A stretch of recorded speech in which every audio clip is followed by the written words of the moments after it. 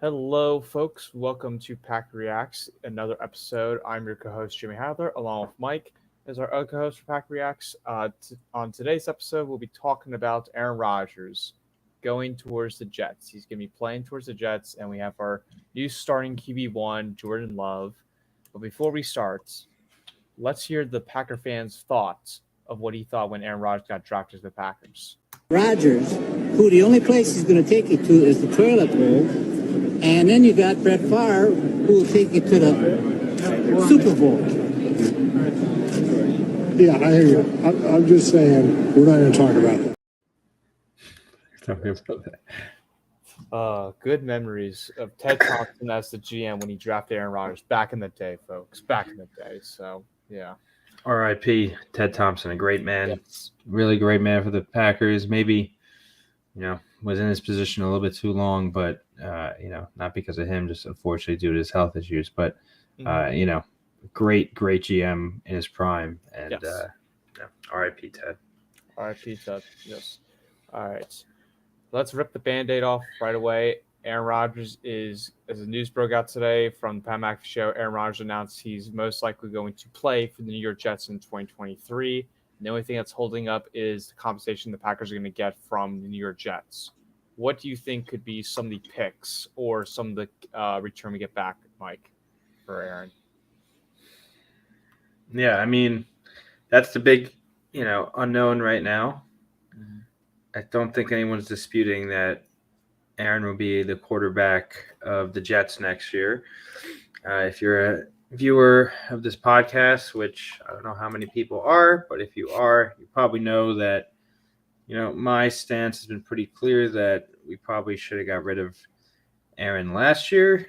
Mm-hmm. Not from a personal standpoint. I really like Aaron. I think, he's a great quarterback, but mostly he's a really smart guy. And, I really look up to kind of his approach and some parts of his approach. One thing, the OTA thing was I didn't respect that. I think he was, really taking shortcuts there towards the end because maybe he was up to speed, didn't need OTAs, but the rest of the team around him could have used his presence and the time with him to improve. And if Rodgers is all about the Super Bowl and winning, why wouldn't you want to be around the team? That's my question. So, I respect 99.9% of things that Aaron's done. That I don't. I wish he would have joined in the OTAs. I get it's voluntary, but, if you're all in on the football season, like he says need to be in order to come back, then you should be all in and you should come to all the events, not just the ones that are mandatory for your job. So that was the one part I have, solace with. And I bet you he'll be at the Jets for OTAs. He kind of has no choice, right? Because it's a new system. It's a new team. It's going to look bad if he doesn't show up. So, if he could do that for the Jets, why couldn't he do it for the Packers? So that's one thing. I'll leave it out there. And I'm not really asking your question, and I'll get there. But I think what we need to start off with, right, is how we're feeling, right? And if anyone's in the chat, right, please let me know how you guys are feeling, because I think what we should do is we need to get on different fans, and we're trying to get some Jets fans on and some Packers fans on, because this we all knew was coming, right? This is not news today. We knew this was coming. It was a matter of time. It's not a surprise. But and this is the big but, is it's still very emotional and it's still very personal to a lot of people. Yes. I'm 27. Jeremy, you're what? 20, right? So all is Aaron Rodgers. You don't even know Brett Favre. I mean, you know Brett Favre, but from the time you can remember, you were watching Aaron Rodgers, right? Right? Is that correct? I watched Aaron 8 years old. It was the first time I ever watched Aaron Rodgers. Right. And for me, I watched Brett Favre there at the tail end of his career. But, Aaron, I remember when Aaron got drafted and I was in a Pizzeria Uno parking lot. We were about to go out to dinner. And I'll tell you the story real quick. So, this was before internet, before phone. I mean, we had internet, but it was before, you had cellular internet. And if anything, you had like one of the flip phone where you could get like a few things. You get like ESPN and it come up with a few like lines of text. It was nothing crazy. And you had to pay for it. It basically was extra. So we didn't have that, right? So what we did was we wanted to watch the draft. We were going out to dinner. This was before I was super into the team. I wouldn't have left otherwise if it was now. But me and my dad were in the car listening to on the radio effectively. And my dad's like, they better not pick a quarterback. We got Brett Favre. They better not pick a quarterback. Obviously they picked Aaron. So that was one of my first memories as a Packers fan, I'll be honest. And I remember, getting cardboard paper or whatever, cutting out a jersey that said, not number 12, but number 1, because back then they would give, the first round players that were in New York, because it was before they moved around. This was back when they were in Radio City, 100% of the time, a jersey that said 1, right? So I had, Rodgers 1, and I put this on my wall for, months. I had that up there. So this is right when he got drafted. So, this is very personal to me, and I'm sure it's very personal to you. If you have any stories, Jeremy, I'd love to hear it. But let me just finish mine, and I want to let you give an opportunity to speak. Okay.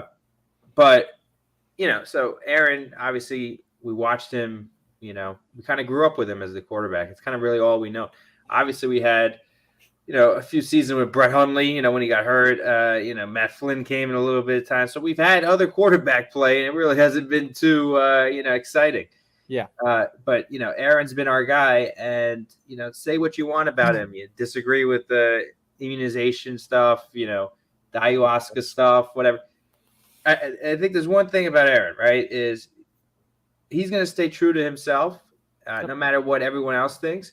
And I think he's got people's backs for the most part. Now, if you're not up to his speed, he's not going to like that. He's going to get on your case, right? Yes. But, I think he's very loyal. Like he went on the McAfee show. He's loyal to, the people he's close with, he's loyal to. And, I think he was always loyal to the Packers fans. So, I just to end off my thing, and I have a lot more to say about it, but I want to give you an opportunity, Jeremy, because I could talk all day about this. But, I just really want to, thank Aaron for his time. Thank Aaron personally for what, his impact on my life. And, it's obviously going to be bittersweet, but unfortunately, I'm in business, and, you kind of have to look at the numbers and just the situation we're in. And we've said this on the show before. If we're not going towards the Super Bowl, what are we doing here? And, it's a business. It's not a friendship. It's not it's not a charity. It's not a charity, right? And, unfortunately, the Packers would have dug themselves continually into a hole if we didn't make a move right now. We should have made the move last year, unfortunately. And, is Jordan Love the answer? I don't know. Just like I didn't know that Aaron Rodgers was the answer back then, although it seemed like people probably had more of an idea back then that he was ready compared to what Jordan's at. But I'm all in on Jordan, because what else do we have? Nothing. What else do we have? Now, did they approach it the best way? I don't think so, because even if Jordan's a Hall of Fame quarterback, we're going to have to extend him, right? And now we're going to give him 1 year to prove himself. Let's say he has a great season. We have to pay him top dollar after one season, right? And let's say he has a terrible season. Well, we either have to make a decision to extend him or, get rid of him, and we're kind of in the same spot. So do I think the Packers front office handled this right? Probably not. No. But where we stand today, because you can't change the past, I think this was the right move in the moment, is to kind of move on. Let Aaron experience something else in his career. I think there's some value to that. Maybe a change of scenery helps him. I want to talk about this from the Jets' perspective too, but we'll hold off on that because I find trouble where they're going to have success here. But maybe I'll be proven wrong. But let me give you a chance. So I guess, Jeremy, I want to hear some personal experience about how Aaron and his quarterback play has, impacted your life and, what you're going to miss. So the first time I ever watched football, first time I can truly ever watch football, was with my dad. And that was I think this was when the Packers won the Super Bowl. It wasn't the Super Bowl game. It was the NFC Championship game against the Chicago Bears. I remember I'm sitting next to my dad, and I see Aaron Rodgers runs it in for that touchdown. He runs it on the side. I remember when my dad was so hyped. He was so happy when he saw that. And that kind of he bonded me to become a Packers fan. He groomed me into becoming a Packers fan. And that started from when the Packers won the Super Bowl to now me being a Packers fan because of my dad. My dad basically bonded with me so much because of how Aaron Rodgers played. Aaron Rodgers created so many memories in my household that I love. Whether it was the Hail Mary, I remember waking that the one against Detroit. I remember like that night when it happened, I was like, all right, I'm done with this team. I can't watch them anymore. We're trashed. And this was at halftime before the thing occurred. And then the next morning, I had school. My dad like wakes me up like early. He's like, "Hey, watch this real quick." I'm like, "All right." Plays it, and the play happens, and I'm like, "Wow, like, are you serious?" And then boom. So that was one piece that connected me to it. The one I can really remember was the Dallas game, the 2016. I know you were on the airplane when that occurred. That's During correct. You remember that? Yeah, that's correct. so that one, I won't forget that one because that made me so hype. I mean, my dad was kind of like annoyed at the Packers because like we're about to blow it when he usually thinks we blow it. But that was one of the most incredible throws I have ever seen a quarterback ever make to Jared Cook. That was just unbelievable. Like the amount of stuff he made of craziness. The biggest memory I can really remember with my dad of bonding because of Aaron Rodgers was not just the Super Bowl. It was the 2013 Week 17, Green Bay Packers versus Chicago Bears. That was the funniest game I've ever watched and best game I ever watched from like a Packer because I got to see one of the funniest touchdowns ever scored was Jared Boykin. Rodgers gets technically fumbles the ball. Boykin picks it up. He just stand around. Sideline tells him run. He runs and he goes, scores a touchdown. That was my memory there. And then how he threw the ball to Randall Cobb on that 4th and 8 I will always remember because I remember my dad said the play before is like, don't get upset if the Packers lose. I'm like, Packers are winning this game. And because of Randall Cobb, boom, we won the game. That started a fire there. The Des Bryant game, he didn't catch it, folks. That was another great game there too. Uh, Aaron also I remember when got my first win when I went to a Packers game because I went 0-2 the first couple years because it was against the Lions since the Colts we lost, and the third year was against the Bengals. And I remember I was with my dad at the game, and I can remember the exact play where gets a free play in late in the he scores a quick touchdown to Jordy Nelson, gets that right off the bat, like towards the end, the corner where he just draws it off, gets it there. Then I can remember the Geronimo Allison play. That moment was so happy for me. That was my first one ever as a Packer fan going to a Packers game, and it was just awesome to see that, especially how the crowd went up. I'm like, this is the first time I actually hear a Lambeau crowd go so loud. I'm just talking to my dad, like we're just bonding from that, and yeah, it's Aaron has pretty much put so many memories that I can remember, and that just made me bond with my family even more and just love sports anymore. He's my favorite quarterback of all time. Probably will be my favorite quarterback for the rest of my life, and he's been awesome. Like despite not the rumor, despite him not winning 2 rings, like he should have won 2 rings. That's what they said about Favre. From like, at least he won a ring. It's better said than done that he won a ring than not won a ring. Because go look at Dan Marino, he never won a ring. Would his legacy be different? It's like asking like Peyton Manning, he should have won another ring. Drew Brees should have won another ring. Tom Brady, I mean, he already has enough rings, but again, win another ring. John Elway, have a good Super Bowl performance. Again, et cetera, et cetera. Like, I don't care of like the 2 Super Bowl rings. Like, yes, it would be nice, but again, it doesn't matter because he brought the win. He got the job done. He brought home. Now should have won another one, but he got the job done. And I'm thankful for Aaron for just giving me like hope and make me watch fun football instead of being a New York Jets fan for being misery for the last 10 years. So I'd rather have some fun. I'd rather have some fun, and it's not always about winning, even though we would all like them to win the Super Bowl and always win.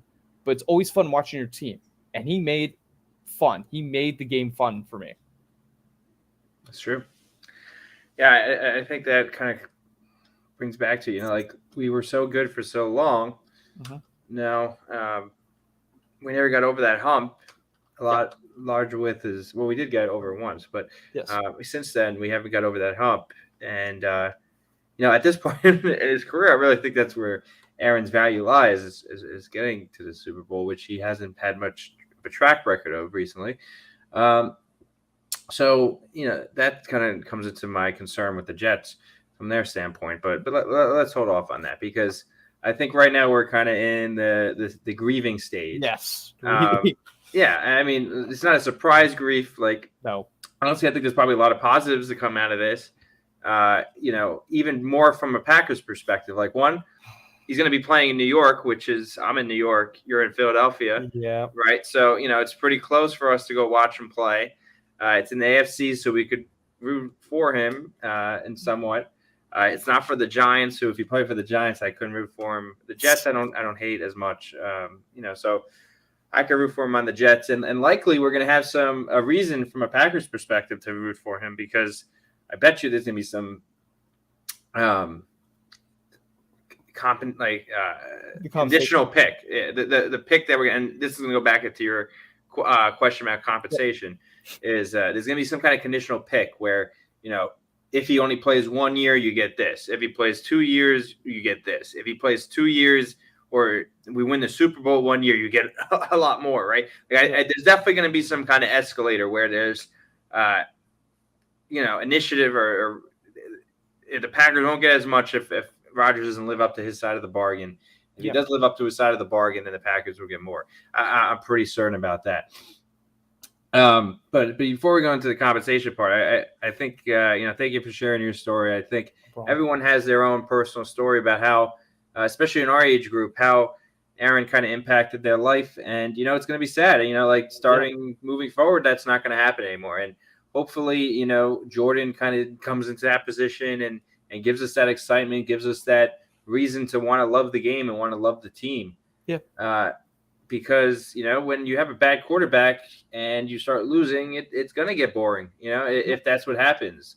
The one thing we'll always have, though, is the fan base and the podcast and our viewers and Reddit, Twitter, and all that. So, I'm not trying to be negative. I want the Packers to succeed this year, but, realistically, I don't think they're going to have the success that we've had in, the past 15 years for the next 15 years, unless Jordan really steps up to the occasion or, we kind of cut ties there and we get somebody younger. But there's going to be some growing pains regardless, whether Jordan succeeds or whether he fails. It's not going to be a seamless transition. I really don't think that's going to be the case. So that's kind of the reality we sit in today. The reality we sit in today is this was a long time coming. This probably should have happened last year, but, we got one more year out of it. The Packers are all for let's get rid of a player a year early than a year late. Well, they didn't do that this situation. And I think, there's definitely going to be some pain to pay for that. And, it's unfortunate, but it is what it is. Mm-hmm. And, at least we're doing it now and not 2 years too late. So, I say, good luck to Aaron. Mm-hmm. Good luck to the Jets. We'll get back to the Jets part of things because I really don't see how this makes a lot of sense to them other than, one, getting their fan base excited and selling a bunch of tickets. But, I think the Packers are better off because of this move. But I don't think that they're a Super Bowl contender. And I think 2023 season is going to be, mediocre. Let's just say that because I think Jordan's going to have a lot of learning to do on the fly. He's been on the team for 4 years, but he hasn't played for 4 years, and it's going to be a big difference, I think. Honestly, the only way to make that step is to play, and they're right. He needs to play. But I think we're all going to experience the learning pains with him. That's just kind of what happens. It's kind of what happens when you have a young quarterback in there that probably isn't a prodigy at the position. Like I think he has a lot of potential, and maybe he could really be successful. Maybe he's a Hall of Fame quarterback one day. But I don't think anybody is going to put their money on that either. So I think we'll have to just see and give him time, be patient. One thing I'm not good at, Jeremy. I don't know if you're very patient, but I'm very. I've turned into being a patient person. Really, I am not patient. I am very impatient. I'll bring up this quick story. You know how you always have to go like to DMV and you have to get like your license renewed or get your license. Yeah. So the way this happened for me when I was trying to get my permits, I was with my mom, stood 3 hours in line, just sitting in the chair waiting for my number. Just being patient, I was like kind of annoyed because I was like learning to be patient at the time. And then I got up to the line and they kind of screwed up my order of the procedure. So I had to come in the next week basically to do that. So I sat there pretty much for 3 hours. And I'm like, what the heck did I just witness? I sat 3 hours in a chair. Now you want me to go sit again next week and do that again. So I'm like, again. So pretty much I would like to say my mom, to shout out to my mom, how she's giving me more patience than I will say, because it's a growing. I will like not have some patience sometimes. I can't take it, but I have learned to kind of grow with it. So I have some patience, but there are times where I don't. Yeah. So like that situation that started to happen to you, that sucks. I mean, it took you like 30 minutes more than it was, but having to go home, sit there for 3 minutes to go home, that's pretty bad. So sorry to happen. To me, I'd be fine. Like in that kind of situation, let's say, I have to wait 30 more minutes, or like as long as there's not something going on that I have to get to, I'm pretty chill about that. I'm pretty patient on that. Where I am pretty impatient though is when something needs to get done. Like I got a whole bunch of people on my back, and I don't have time to wait for you. You know what I mean? And unfortunately, in this situation, and I think that Packers fans, one have been conditioned to be, we got Aaron Rodgers, we're going to be in contention all the time, and that's where you want to be, right? So, but here this is not a job where like someone's on your back personally, but you're sitting there like, okay, let's go. We want to win the Super Bowl. It's a new season. Let's go. And I think we're going to have to just step our expectations a little bit and say like, that's probably not going to be the case this year or next year or maybe the year after that. And unfortunately, I think it's because of a lot of decisions that this front office has made, one. But two, I think it's also just, kind of the progression of life when, Aaron got older and they couldn't capitalize on some opportunities in those final seasons when he was succeeding. And, it just kind of is what it is. But, it's going to be terrible because I think we're going to have a few podcasts. We're going to be pretty frustrated. And unfortunately, that's just what Jordan needs. He just needs some time to learn. That's just what he needs. But from our standpoint, from a fan standpoint, it's going to be pretty frustrating. It really is. But we kind of have to take a step back and say, look, this guy's learning. There's only one way to learn, and that's just to be thrown into it. Right? I just went skiing over the weekend. You can't stay in the bunny hill forever. If you want to learn to ski, you got to go up on the lift and I can't go on the black day one, but, you go in the green, right? And hopefully you get down. You'll figure it out eventually. Do you ski, Jeremy? No, I refuse to ski because I had you should. You should. I had a terrible experience as a child. So I had ski lessons when I was going with my sister to one time. I got up to the top of the hill. I tripped myself at like basically the top, and I fall the whole way down the hill, just violating into a snow pole at the end. No way. That must have been a pretty small hill. Fall down the whole hill. It wasn't a small hill. It was a big hill. What? It was. How many times did you roll over? 100 times? Almost that. I don't know about that. You're still here today? If you look up Spring Mountain in Pennsylvania, you look that up, and you look at the skiing, I was like 10, 11 years old I was. Okay. I tried to literally stay, learn. I tried to get up back on my feet, and I kept falling every time. I'm like, I hate this so much. I kept falling. I'm like, you just got to try it again. It's pretty fun. I'm learning right now too. I didn't really learn as a kid, so this was my second time going in my life. I went 5 years ago, and I picked up pretty good. But I just stayed to the greens. I didn't do anything more than that. But yeah, you should try it again. I don't know. Just don't fall down the whole mountain this time. I mean, my family goes. My brother, my sister, my dad are big skiers, so they'll ski every winter. I'm just like, I've tried to try and get back onto it. I'm like, no, I just can't. Like, right. If I'm going to ski, I need to be that person with the poles and at least make sure I'm safe instead of falling the entire time. I can't just go without them. I need them for safety. Yeah, you got to go for the poles. Yeah, you're not there yet. No, I'm not. But yeah. I mean, you should go for the poles. The poles are good. But yeah, okay. So going back to your original question, which it took me 30 minutes to get to that part, compensation. But I think that's kind of where we're at right now. Yeah. I'm all for the Packers kind of digging their heels in. I think the Packers are in somewhat the driver's seat right now. Yes. Rodgers went on the McAfee show today, which I'm sure a lot of the viewers watched. If not, definitely go watch it. Mm-hmm. He went on, basically gave up his playbook, which I respect to Rodgers, but it's probably not the best poker tactic. No. But that's one thing I respect with Rodgers. I always think he's a straight shooter about most of the things he says. Although I will say I think a lot of it might have been a narrative too, and I'll explain to that why.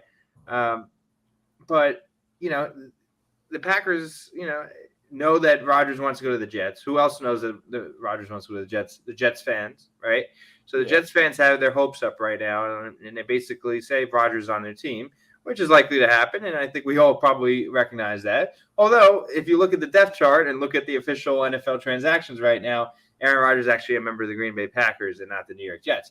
So what do I say about that? Because I'm not naive. I don't think he's going to be on the Packers next year.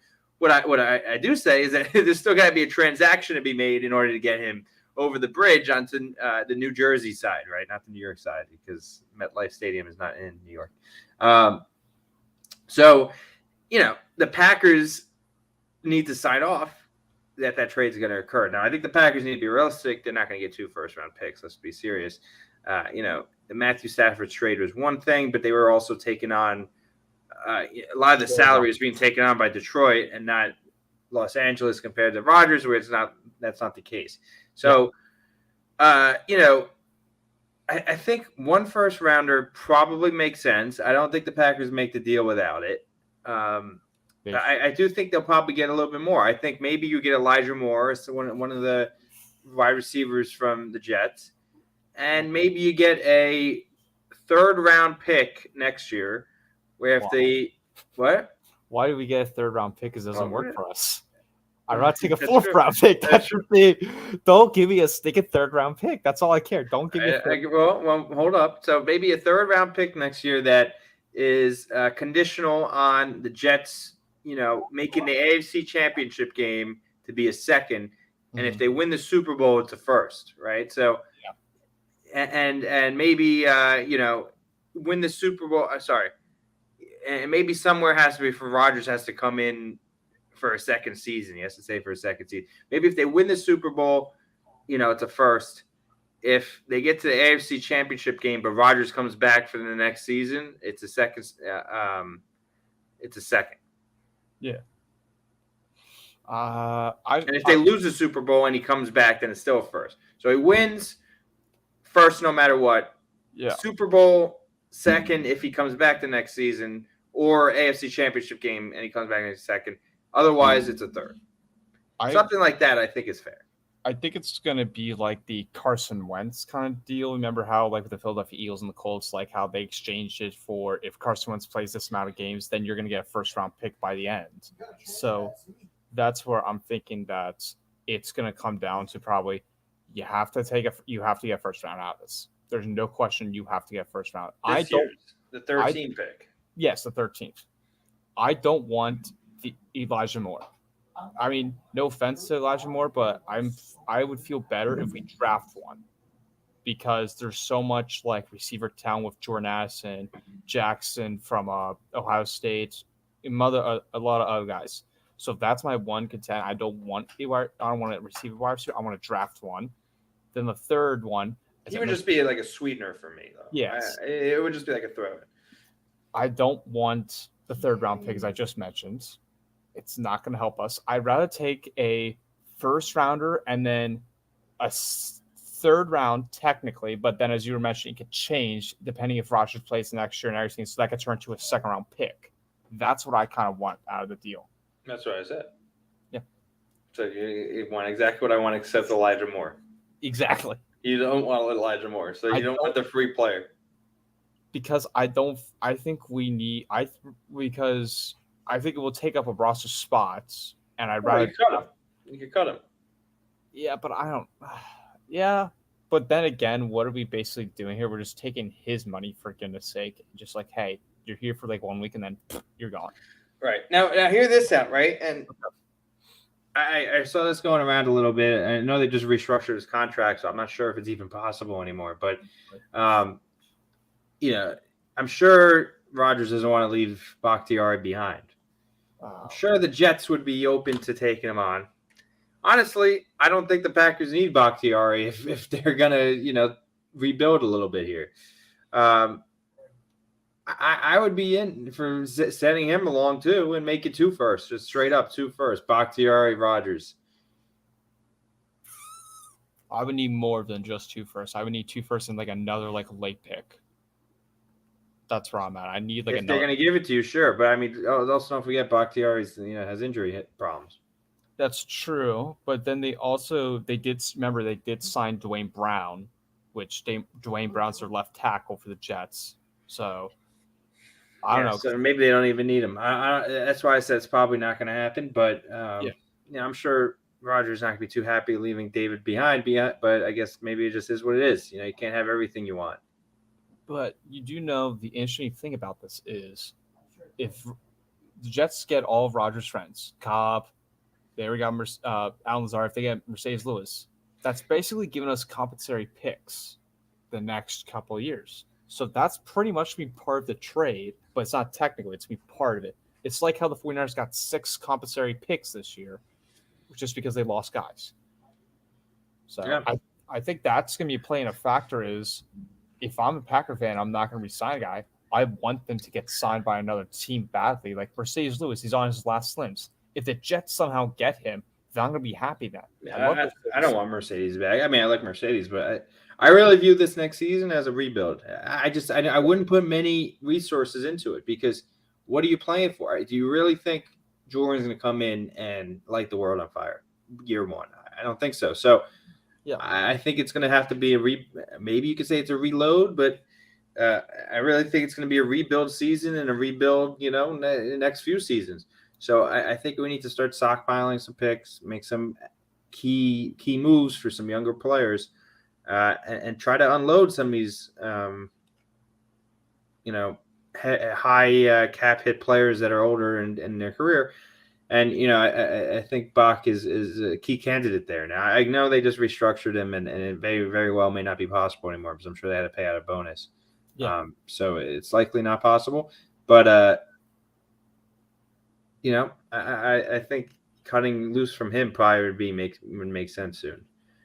I think so at this point. But what I'm looking at here is this probably is going to be David Bakhtiari's last year with the Packers, and then he's going to be gone probably. Yeah, and I think tackle is a huge position in this draft. I think, especially since we don't think Bakhtiari is, probably going to be in the plans long term, I think tackle is something they really need to prioritize because, look, if Jordan Love is going to have any success or the next quarterback that comes in here is going to have any success, you need to have a good offensive line, especially your blind side. That's number one. So I'm not saying to ignore that position. I am not saying that whatsoever. I'm saying Bakhtiari's had injury issues. He's already older up in his career. He's not going to be – you almost – like how Rodgers had Bakhtiari for his whole career, right? Yes. You almost need to give Love or another young quarterback, right? His guy that's young, that's going to be there for him the whole career, somebody he could trust and somebody that he knows is going to be there for the next 10, 15 years.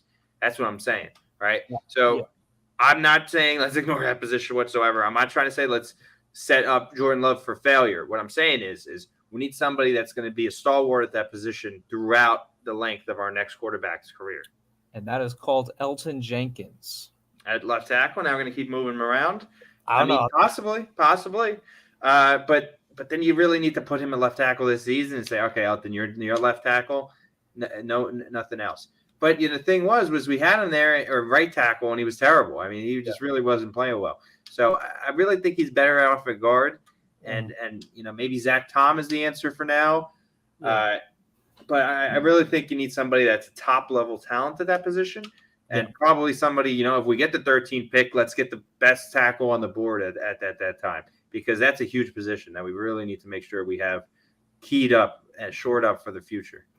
All I know is that whenever I think the Packers are going to do something good, like maybe get a weapon, they always pick like the not pick that everyone wants. So it's I have a feeling that we're going to take offensive line this first round. That's fine though, because look, is it a flashy pick? Not necessarily, but it's an important pick, right? You if you have no time for your receivers to get open down the field, then who cares who you have out there, right? Your quarterback's in the red. Look at Joe Burrow before they went to the Super Bowl, right?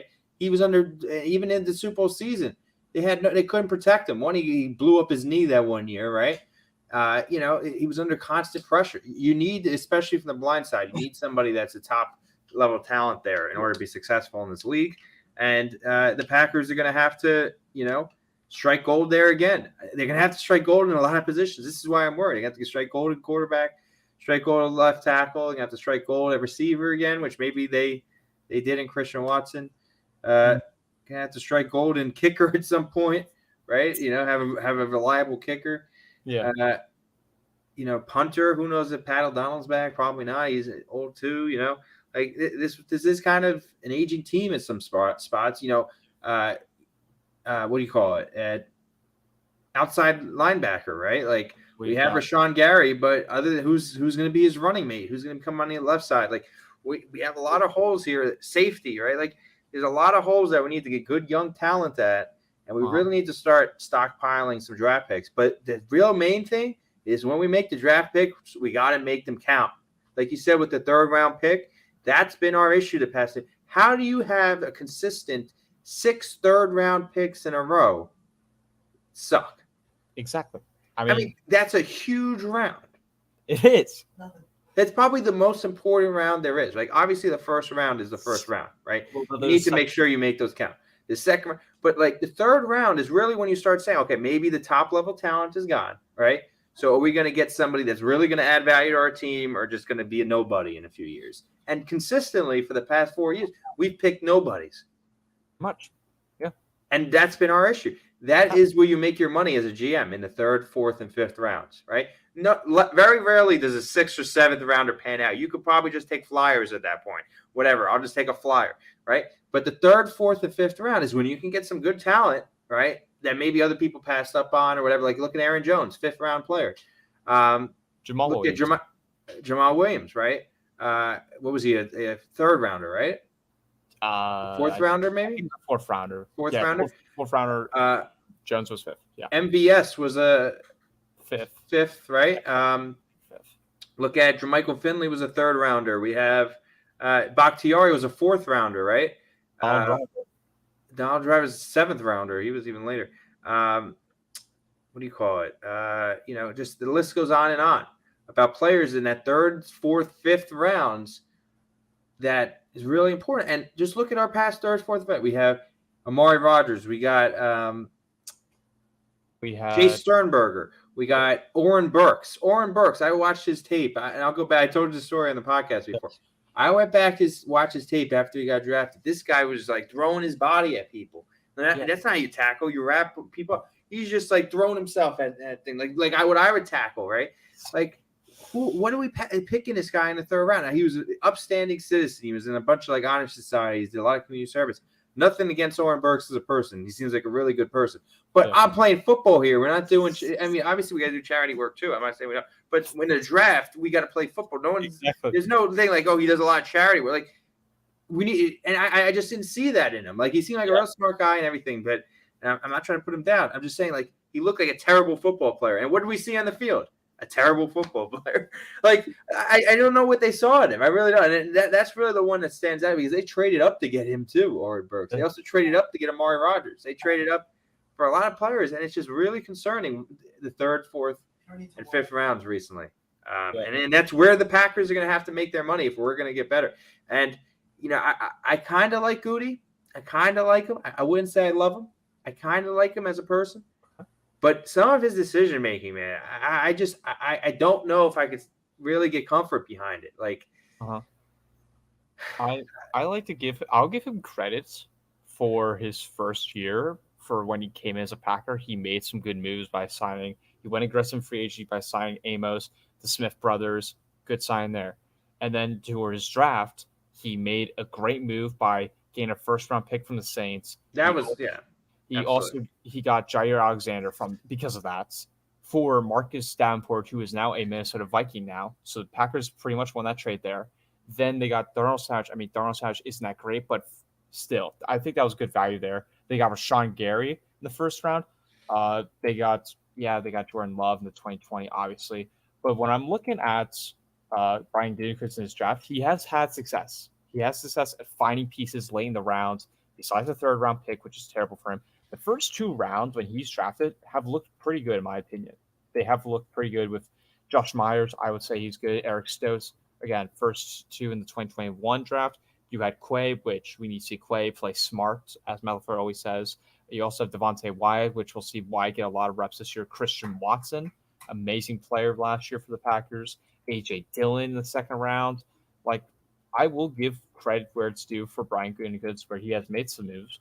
But again, he needs to capitalize on those late picks and do a lot better job with the third round pick. He's not done that. Yeah, no, I totally agree. And look, you're right. The biggest thing that I give him credit for is what you said with the Jair pick. I mean, I was all in getting Derwin James right there.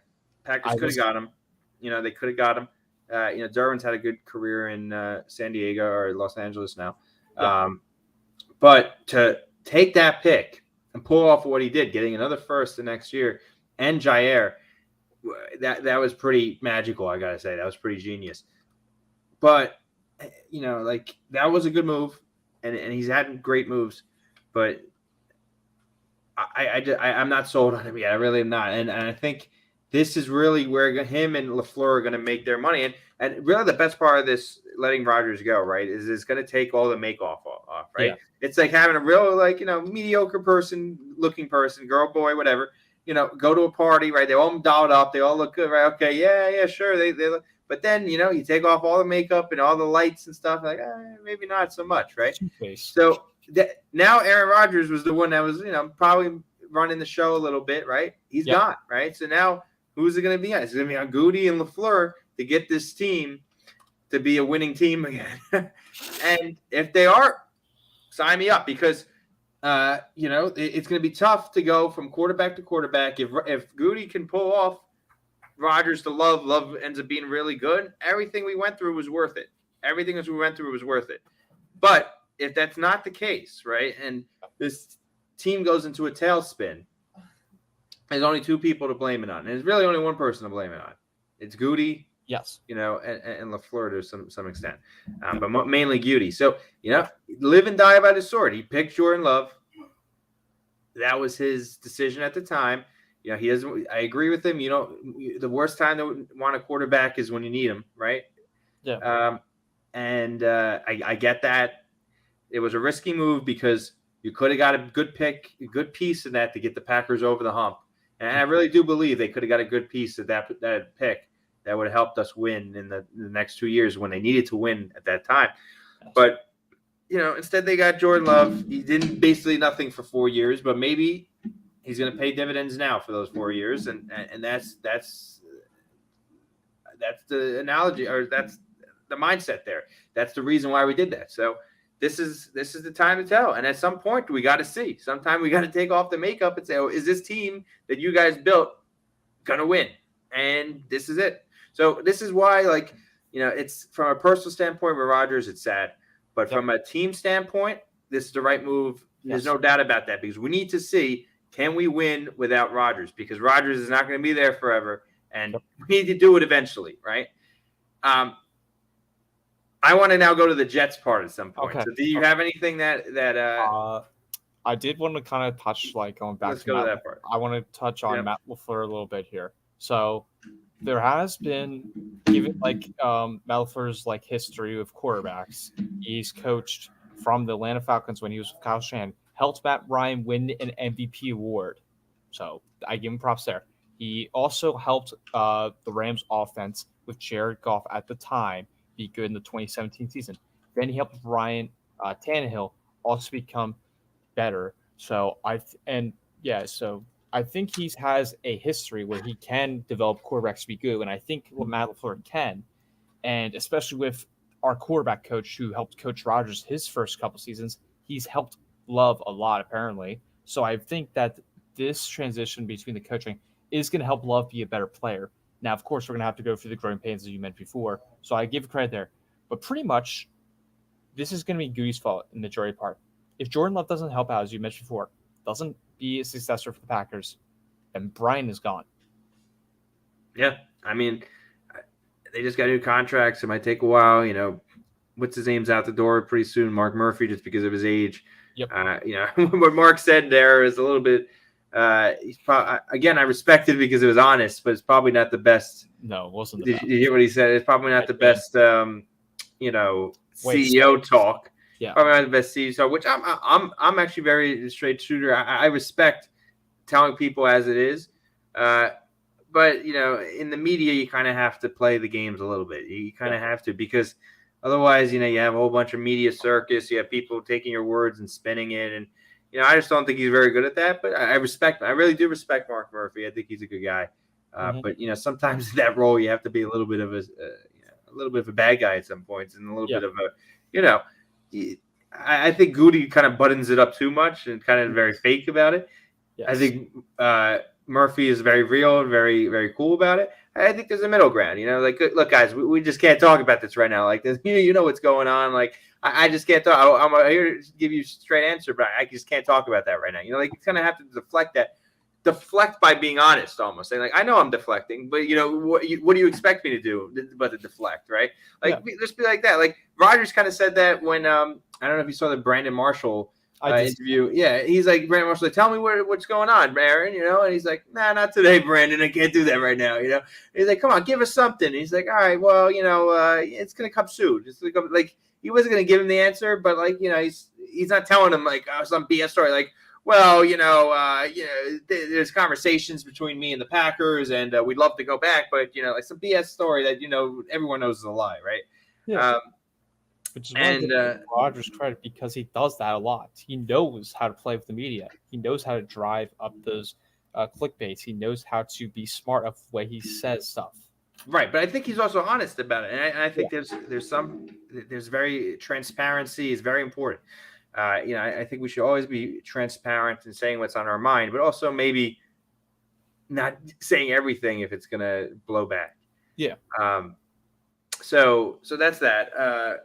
But going back to LaFleur, I agree. He's had a track record of helping young quarterbacks grow, and Jordan's been in his system now for 4 years, and I agree. If Jordan shows up and he's ready, that's going to look really good for Matt LaFleur.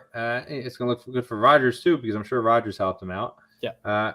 If he's not ready, then it's not going to look good on Matt LaFleur. And like, as a coach, what's your job? Right, your job is to get the team ready, right? But it's also to develop your players. Mm-hmm. You're not playing. I've never seen Matt LaFleur catching a ball, throwing the ball. I mean, in practice he does, but he doesn't do it during the game, right? Yeah. So it's your job to get these players going, right? So there's no excuse but to have these players be up to speed as a coach.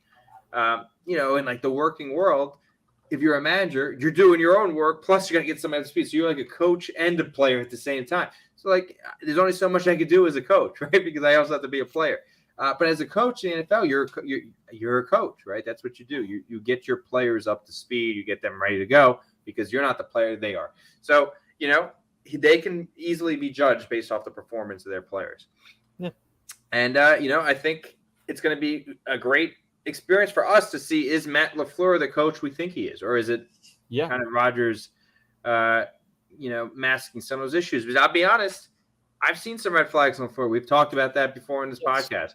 The going gets tough, the Packers start to roll over, right? Mm-hmm. It seems like the Packers have been very responsive. Not responsive is the right word. Very reactive to what the internet's been telling them to do. And I love the internet, right? But we're not getting paid the money they are. So why does it take the media telling them to do something in order for it 2 weeks later to get done, right? And it seems like it works after the internet tells them. It just took 2 weeks for that to happen. So, like, are they making the decisions themselves, or are they listening to the internet? I've seen that a few times. I would love to see kind of if LaFleur and Goody, this is their time to shine. It's their time to shine. And it's all going to come to the forefront, because you got a young team. You don't got much experience on it. And this team could be it's a molded clay, right? We got an NFL team, right? Jeremy, if you wanted to create an NFL team right now, they'd say no. First of all, you don't have the money for it, right? Second of all, we're not looking for any new teams, right? So we have a football team here that's a very valuable position in the NFL, right? So is it a great team? Is it going to win the Super Bowl? Probably not. But we got a football team here, right? So who's in charge of that? We got Goody, and from a personnel standpoint, and we got LaFleur from a player development standpoint. Yep. And that's who's on, is these two guys The pressure's on them now, right? Mm-hmm. That's what they wanted. They picked Jordan Love. They're walking away from Jordan Love now. So the pressure is on these two individuals to perform. Yeah. The pressure was on Ted Thompson to perform, who we showed earlier, right? You had some guy going and telling we're going to toilet bowl with Aaron Rodgers, right? The pressure was on him. And, it worked. It worked. It worked for Mike McCarthy getting Rodgers where he was. Now it's these two guys' time to shine. And is it going to happen? I don't know. I'm not sure. But we're going to be along for the ride, that's for sure. Yes, we are. And if it doesn't happen, they're out the door. It's the only thing you can do. Exactly. That's what it's going to have to be. All right. Do we want to talk about more to the Jets side? Yeah, I do want to talk about that. So let me start off about this. Okay. Then you because look, I'm in New York, so now I'm going to have a whole bunch of people messaging me. Oh, Aaron Rodgers is a Jet. Oh, yeah. Okay. I'm happy that he's a Jet, I'll be honest, right? And I'm going to refer anybody to this clip. So if you're watching this, it's likely because I just referred you to it. Look, Aaron Rodgers is likely going to be a Jet, right? As we just said, he's been our favorite player since childhood, so it's a very personal thing to us. And I'm happy he's a Jet, and I'll be honest why. I don't hate the Jets. I hate the Giants. Screw the Giants. But the Jets have always had no success. Their fans could use some success in their lives, right? We've had the success for the past 10 years. The last time the Jets were good. Yeah, and it's fun in the moment, right? It's fun in the moment. Like you said, the 4-game win streak. Hey, we won. We just got a big pass, right? Like in the Lions game. Like, well, great, awesome. Oh, we're number 1 seed. We're going to go to the Super Bowl this year. Then you get to the playoffs, and we lost. Like that is Aaron Rodgers, unfortunately. Like, pretty good, a lot of success in the regular season. Get to the playoffs, and don't go anywhere. Yeah. And, that is a huge risk the Jets are taking. And now I don't want to be a negative Nancy because I know the Jets are all excited about it. And I'm not trying to put them down. Maybe it's going to work out for them. And I'm not trying to, say that's not going to work out for them because I'm not sure. But what we do know, right, is Rodgers is not getting any younger. Nope. He was already too old on the Packers last season. Not getting any younger this way. Maybe a change of scenery is good for him. I know there's a better, younger team around him, especially on defense in the Jets than he had on the Packers. So I get that aspect of it. But, it's a new system, right? So you have to learn a new system, new players, new everything. Mm-hmm. I know he might bring people over. New fan base, right? The New York fan base. Once things start to go in the wrong direction, you know what the headlines are going to be. Really, we got Rodgers, and this is what we're going to get from him. So like it could go negative south very quickly. Or it could go positive. Yeah, I feel Philadelphia. Philadelphia does that a lot. So you have to deal with that. Right. So it's a lot of unknown. Is it going to be good for the Jets? Maybe. Is it going to be bad for them? Maybe. But what I do know is that the Jets have a window now of this next season and maybe the season after that. And in theory, maybe the next season. I'm not sure. But, Rodgers, we already know, is going to contemplate retirement probably season over season. So is it going to be 3 years? Probably not, right? So you have a window of 1 to 2 seasons to win the Super Bowl. Yeah. Is that going to happen? Because, again, you don't make this trade if you don't want to go to the Super Bowl. Like that's the move here is to go to the Super Bowl. See, the thing about us, at least we're getting something out of this because remember what he said in the Pat McAfee show today. He was 90% going to that darkness retreat. He was going to retire. 10% he would play. How much did that change from that to now? Oh, I agree. And see, that's why I think that was. I remember I told you I thought there was some narrative in his conversation, yes. and that was the part, right? I think that darkness retreat was kind of a deferral of people. Like it kind of gave him like a benchmark in this whole period of time, where like. Don't talk to me. I'm in my darkness retreat, right? Because he knew he was going to get everybody, you're going to come back to the Packers, blah, blah, blah, right? So it was kind of like a reset, right? Like, well, I got the darkness retreat, so I can't make any decisions into my darkness retreat, right? And then he goes through this darkness retreat, which I'm sure, he listens to this Marcus Avery guy. I watched their podcast that when he was on it. The guy seems like he's interesting, I guess. But they have some – did you watch that podcast? I only watched the small clips. That was it. I don't know. He's a little bit of a hippie guy, but he's not a terrible guy. Like I did enjoy watching him. Anyway, so he went on that darkness retreat, and now he says that he came out retiring And the only thing that changed his mind was the Packers wanting to trade him. So what you're telling me, Aaron, right? And I just want to go off a little bit on this, is you're telling me that this darkness retreat was such a great, opportunity to kind of find yourself, right? And through that whole darkness retreat, you determined, I'm going to retire. That's what I found myself. But then the second you get on your phone, the whole thing you're trying to run away from in the darkness retreat, you're going to revert back to, the Packers don't want me anymore. Oh yeah, I'm going to play again. Like, so what was the point of the darkness retreat, right? You should have just stayed into the light, right? History repeats itself, folks. Remember Brett Favre parts. Remember. Yeah, he was BS. That was worse, but yeah. He's pretty much going back. He never was going to retire. Let's get serious. He was never going to retire. That's not in Aaron Rodgers' nature to retire at 40. They're going to have to take him off on a cart, I think. He's going to get up to Brady's thing. I think maybe he has 1 or 2 more seasons. I think it'll be good. He always probably wanted to play somewhere else at some point. He knew the writing was on the wall. This was his last season in Green Bay, and I really don't think he ever had it in his mind to retire.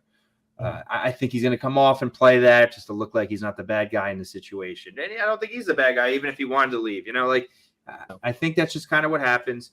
And but I think he's BSing about wanting to come out of it as a retiree. I just don't think. If you're telling me the only thing that changed between that decision, the darkness retreat, and that was seeing your phone, seeing the Packers wanting to trade you. That just makes absolutely zero sense. That means you're not making an internal decision. You're making an external decision to get back at people, which he's saying isn't what's happening here. So, it doesn't make any sense. The truth of the matter, right, is dollars and cents. He's not going to walk away from $60 million a year. And he's not going to come out and say that, but Aaron Rodgers is not going to walk away from $60 million a year. Well, hold on. Mike just went. He's frozen a little bit, folks. Well, that's fun. Okay, so Mike is frozen right now, but just to finish this conversation, what he said was that Aaron Rodgers he wasn't going to retire because of that $60 million contract. So that's the thing there. And then the other thing is that the Packers pretty much are getting something out of it that's because Rodgers is going to retire and he's playing now. So at least the Packers are getting something out of it and might as well not have to pay him so much more money. So that's a good thing there for the Packers. So that's a good thing there. While Mike is still frozen, let's just watch a fun clip of the Packers here real quick that helped us out. And Mike, he just went off, but Mike will be back soon. But let's watch a fun clip since we got this guy back. Keyshawn Nixon, great player once again. Let's watch the great clip of him. Gifted a field goal by the special teams gaff by the Packers. This is Nixon, who's dangerous. Oh, here he goes! My goodness! He's taking it the distance. You talked about how dangerous he is. So that's where we're at there. Mike is back. Hooray. If he's still, I think he's still frozen. That's fantastic. Mike's still frozen again. Well, that's hold up. There we go. Sorry about that. I don't know what happened. The internet cut off. He's back. Hooray. All right. So where did I end off? About the $60 million thing, right? You were about to. You say he's not retired because of $60 million contract, and then I introduced Keyshawn Nixon to us. Okay. So yeah, he was not going to walk away from $60 million to play a sport he loves when he thinks he has more in the tank. It just was never going to happen. I think the retirement thing was just, kind of a card he had to play, and that's just that's what it was. He was never going to retire. Yeah, I think so too. I'm just happy we're getting something out of it. I mean, I would have liked him to retire, but at the same time, we're kind of getting something out of that because we were kind of late of what you were mentioning of we should have traded him last year. Now we're really getting the opportunity and getting something out of this. Oh yeah, totally. I mean, if he would have retired, it'd been worst case scenario. So yeah, the best case scenario is what's happening at this point. Best case scenario would have been to trade him last year. But unfortunately, that didn't happen. So, at this point, what's happening now is the best case scenario. We just need to get good compensation for him. But to go back to the Jets, you're opening up a 1 to 2 year window. Yes. You need to win in this 1 to 2 year window. Yes. You have a good team, young team around him. Get Garrett Wilson, Sauce. You got Brees.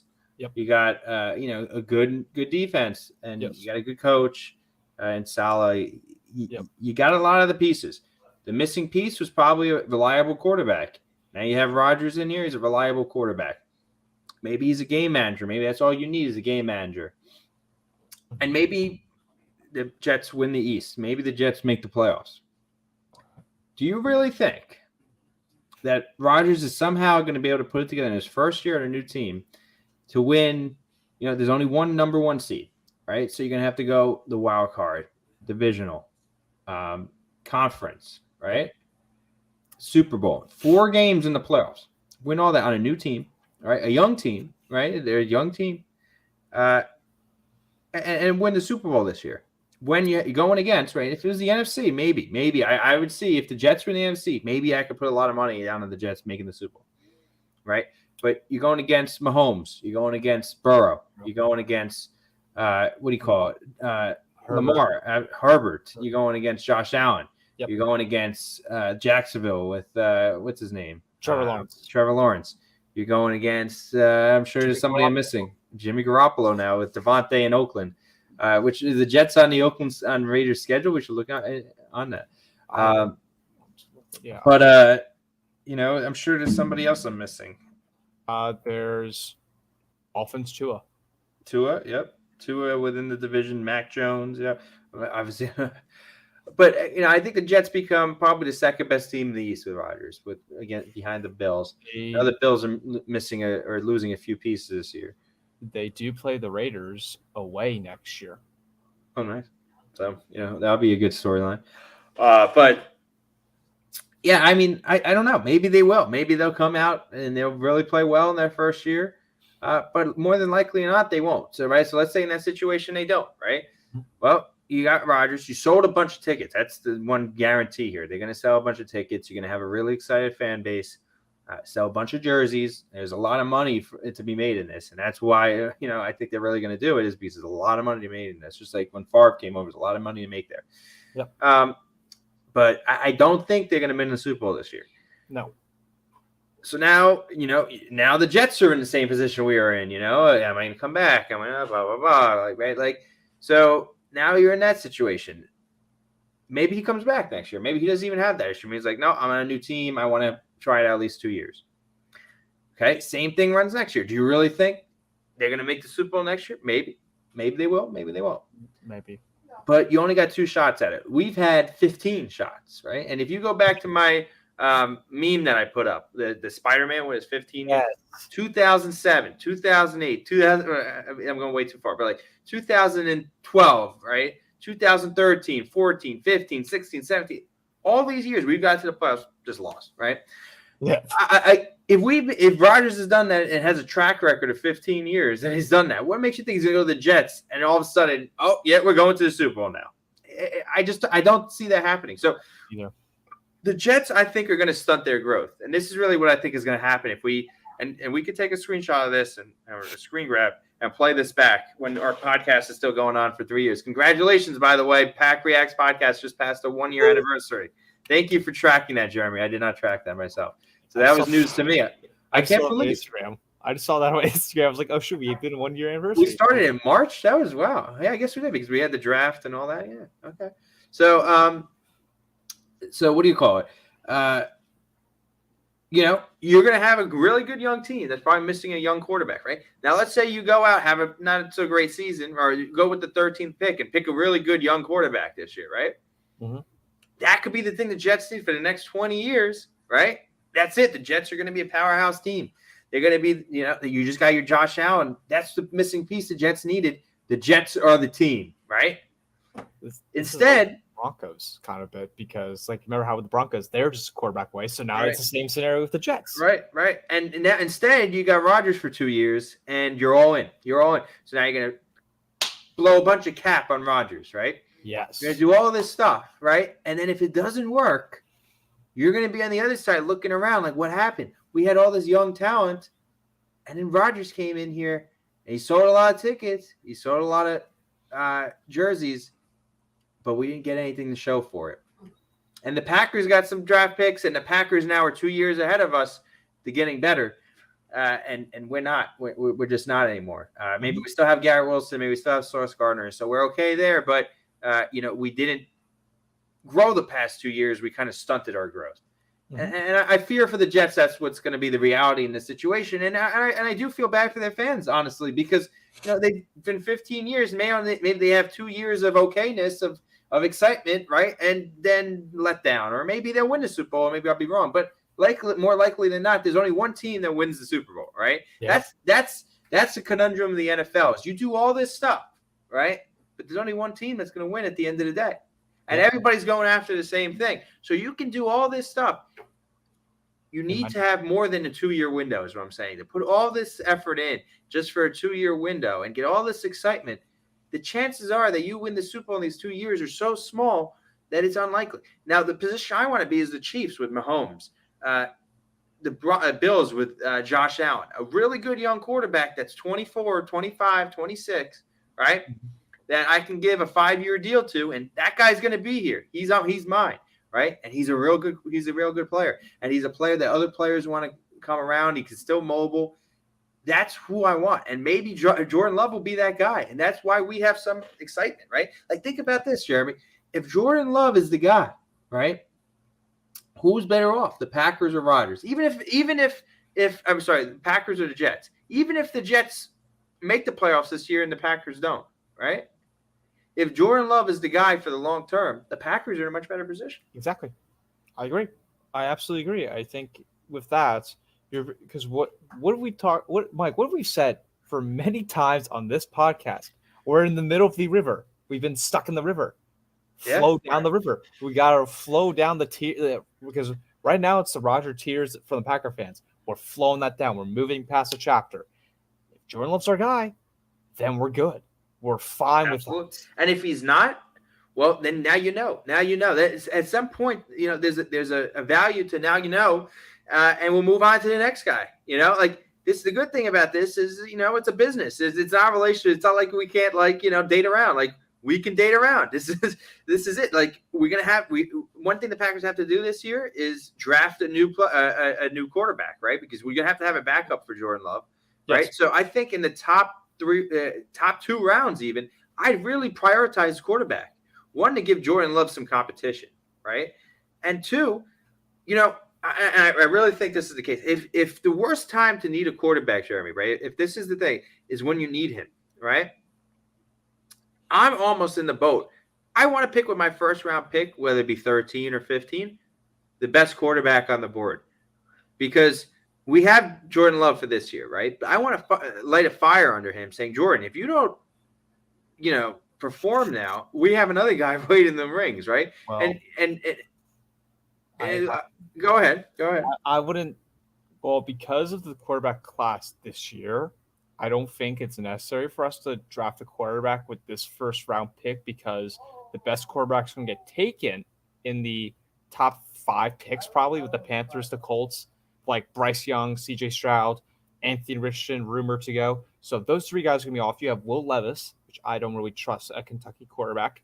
What's best for the Packers, if they really want to live under fire and to really annoy the fans, is to spend that 3rd round pick on a quarterback. Right, because we're going to do it anyway, right? I agree. Maybe the 2nd and 3rd round is where you pick quarterback. Probably not the 1st. I agree. Because you're not going to get one of the top players. If you could get Bryce Young or CJ Stroud, I'm all in. But unfortunately, probably not going to get them. So unless what the Packers do is they take these 2 first-round picks, right, and just immediately trade it for number 1, right? 13 and 15 and something else for and David Bakhtiari, right, for number 1. I probably that's not going to happen. But maybe you get into the top 5 with those 2 draft picks, right? And you get your quarterback in and see, I got one of the top 3 guys, and then I have Jordan Love, and now I have options. I doubt they're going to do that, though. But I do think the Packers need to pick a quarterback in this draft and really prioritize it. But either way, I think the Packers now they're single right now. Now they're just single in there, and they're ready to get better. The Jets, they just tied themselves up. They tied themselves up to an aging quarterback that they might, he might have fun in the moment, and maybe they'll get, maybe they'll get to the promised land this year or the next year. but it's not the long-term solution. That's for sure. No, it's not. So, yeah, I just think that's because I'll compare this to NBA wise. I think it's like the Kevin Durant trade towards the Phoenix Suns. Kevin Durant comes over. You're with a bunch of old guys now. You pretty much have a small window period to win. This is what it is with the Jets. Now, granted, it's a young team. They have many years. But with Rodgers' condition, as we just mentioned, you have a small window. This is the time for them to win. They have at least 2 years, at least 1 year. But if not, if Rodgers doesn't commit, then it's 1 year. But if he does commit, it's going to be at least 2 years for that. So that's the whole scenario is what's going to play out is this is the time that Jets have to execute.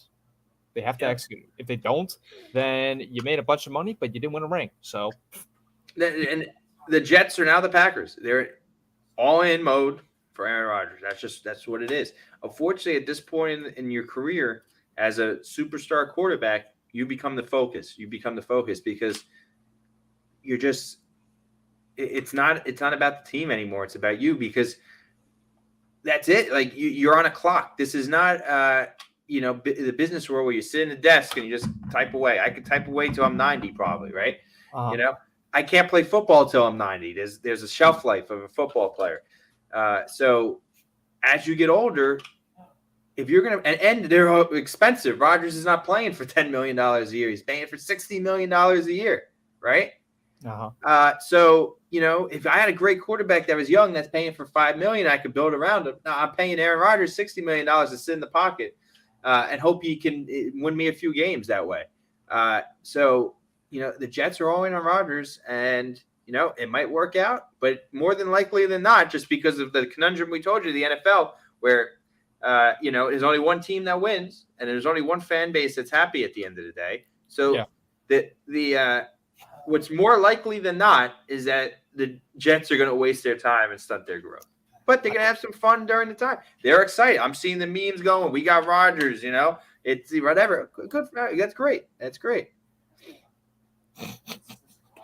Big B puts up the New York Packers. And look, that's why I'm excited about it. Because, look, I could go to the Jets games. It's right down the block. I could go to New Jersey, right, and watch Aaron Rodgers play. He's my favorite player. So, like I said, we might have a reason to root for the Jets if it's a conditional – what do you call it? Commissary. Conditional. What do you call it? Factors. Oh, yeah. So, yeah, I'm happy. It's bittersweet. Don't get me wrong. It really is bittersweet. I sat at my desk today, pretty not necessarily annoyed, but definitely, it's a big thing. Like I said, this was a big part of our lives at our age group, especially. Not only knowing one quarterback, so it's going to be a big transition for us, but. This is really the best case scenario, I think, the way it could have played out. I don't want him to win the Super Bowl in the Jets, I'll be honest, just because there's only one team I want Aaron Rodgers to win the Super Bowl for. So I will root for him in the regular season. Maybe I'll root for him in the – did I lose my internet again? Damn it.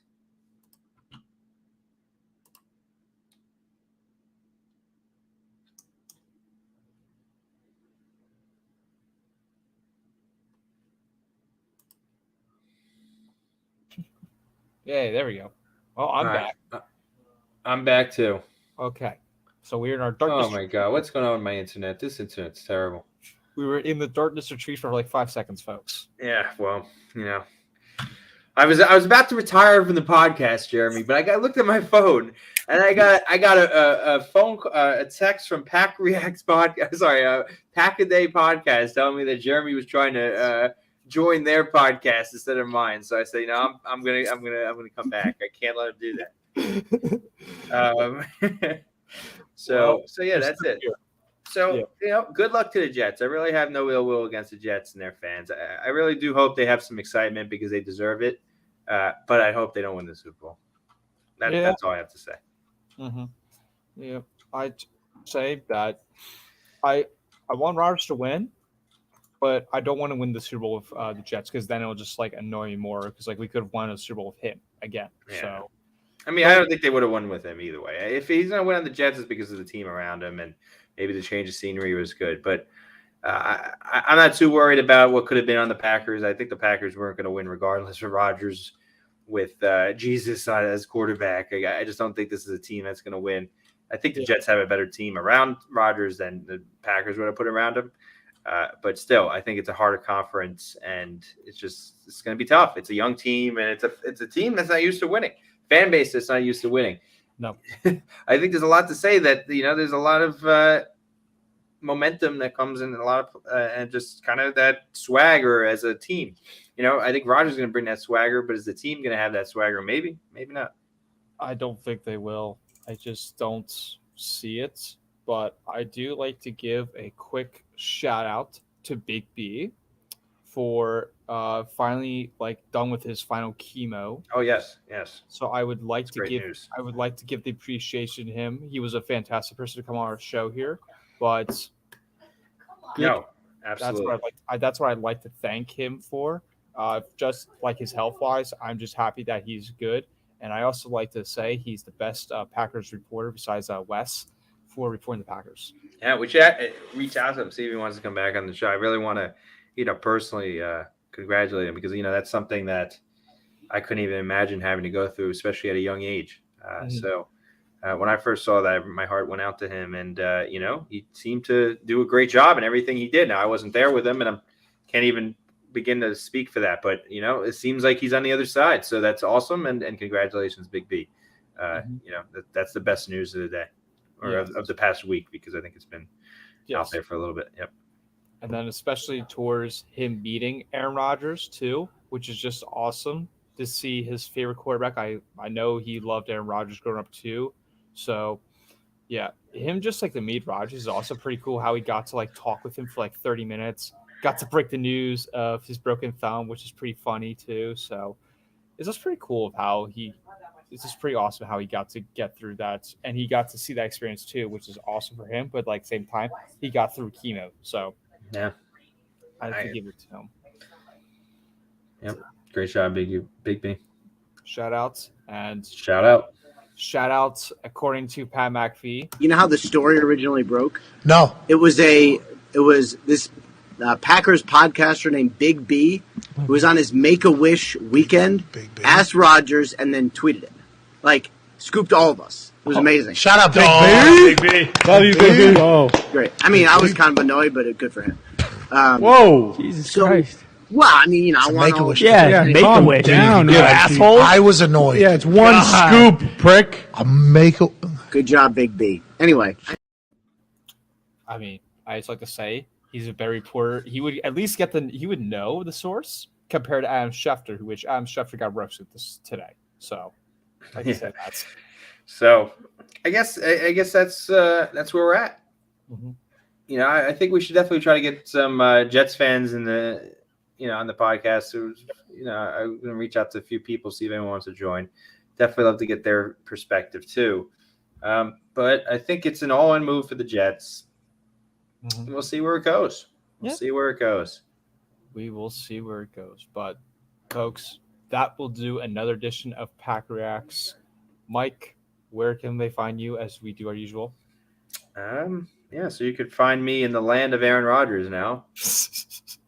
Darkness retreats. Exactly. New York. No, but you could find me on Twitter at Arbo15 or PackReacts Podcast. I got to do a better job of posting. You can find me on Instagram on my Titletown memes page. Haven't posted much there. I've been pretty busy at work, Jeremy. But the main thing is the podcast. I think that's the main thing. And we're gonna this next season we're gonna be putting out a lot more content. Don't you guys worry. We're gonna put out more content on the off season. We're gonna try to get some shorts. I really want to figure out how to cut up some of these shorts and post that on the Twitter. I really think that will help. I figured out a way now because I have sport media friends at college. They've helped me out, and they also told me this sweet editing site that I use now. Really? You're gonna have to give me a run through. That will be very easy too, and I also had to do it for class, so it helped me out more. So now I can do reels, and my professor showed me also how to. So I'm like, okay, I can do it now. So if we need one, after this, do you want me to clip something? If you can do it, and then you show me, and Look at this, guys. We're doing a what do you call it? Business meeting on the podcast, live on the podcast. Look at that transparency there, right? We're doing a business meeting right now on the podcast. We're going to hold ourselves accountable. Now, yeah, if you can put that together, I'd love to see it, and maybe you show me kind of how to do it, and I'll start doing it too, because I want to help you out with that. It's not all your responsibility. Yep. Folks, you know the usual where to find me on my YouTube channel as always. I also like to give, just to tell everybody, since March Madness is starting tomorrow, if you would like to join my bracket group, which I'm going to join. Sorry, I got your text. Okay. I haven't done any brackets. When do I have to? It starts tomorrow, like 12 o'clock. The game's. Damn it! I got to do that now. I have my secret plan of how I did mine. I'm not gonna say to anybody. I have my plan. I might tell you after the stream, but yeah. So the winner in that. So if you'd like to join, it's called Jeremy Haller YouTube. Just look that up. Just simple. The winner. Mike can't win this because it doesn't affect him really. The winner will get to be on a feature radio, video, or live stream with me. They're choosing. And Mike, you can choose whatever you want. If you win, you can choose to be with including the video. You can be like. I want to go on the GOAT series. Fine, you get to be on the GOAT series. I feel. What's going on with the GOAT series, by the way? So I've been busy with school lately. Yeah. That's why. Sense.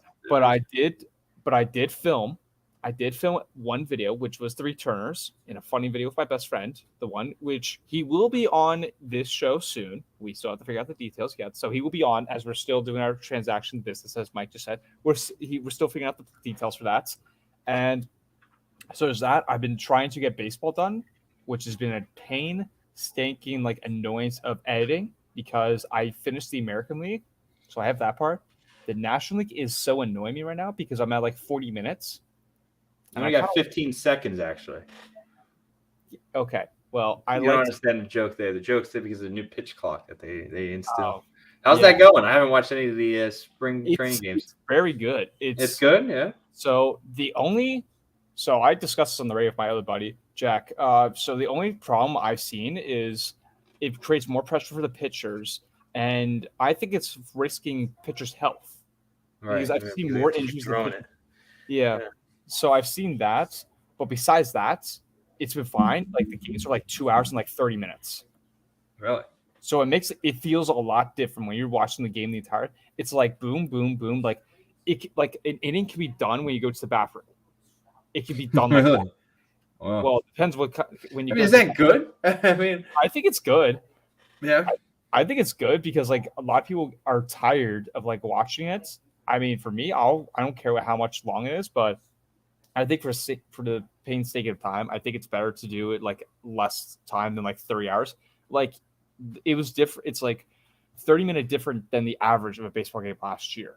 So that's how I see it for them. Yeah. But I really like that. So I got baseball, doing the GOAT series still, got that. March Madness. I'm not streaming any March Madness games, but if you want to join my bracket group, you can. So I got that, and my winner, just to let you know, folks, is Houston. I got winning it all. You didn't pick Iona College or Iona University to win it all? Iona. No. Yeah. You don't even know who Iona is, do you? No. That's where I went. Yeah. Oh. They got Rick Pitino as their coach. I just only know that Purdue is overrated this year, and Alabama's not winning at all. Alabama's good? It is very good. Really? Alabama, surprisingly, is very good. Who else? There's Kentucky and Duke are lower seeds. They're 5 and 6. I'm gonna guess, just like I do every year. And sometimes they do pretty good. I gotta be honest with you, but sometimes I just suck. I've had my worst. I guess I don't know.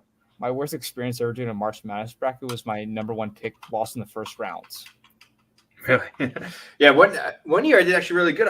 It was the year Michigan and Villanova were in the finals, and I picked both of them. I think or maybe it was North Carolina. I don't remember, but one of them I won. I picked the one. So, All right, let me go do that. Okay, I need to do that before it becomes too late. All right, but again, doing March Madness, trying to get the videos done as I can. Just dealing with school and everything. So I'll try the best I can. Just trying to get through school, though, folks. Trying to get through school, but that's number one. There's no school. There's no podcast. Exactly. So I'll be getting that out to you guys soon. But as always, we appreciate everyone and every single of you viewers listening to PackReacts. Appreciate 1 year anniversary, as we mentioned on the stream. Appreciate it. And we're continuing with the series. Draft will be coming up soon, and we'll be figuring out details of how we want to do the draft watch party 2. We have to discuss that too in a business off the stream. But yes, appreciate it. And Jordan Love is the quarterback 1 going into next year. Aaron Rodgers, thank you for your service and time. I appreciate it. We will be missing you, but now you'll be in your Jets. So we've seen that. And we all know, folks, that he still owns the Bears. That's the facts. That's the how it's told. And you can ask Aaron Rodgers yourself. Oh, wait. Rodgers snaps it quick. Pressure coming. Scrambles to his right. Pumps and runs. Aaron Rodgers is inside the pylon. Touchdown Packers. It's Rodgers running for the score.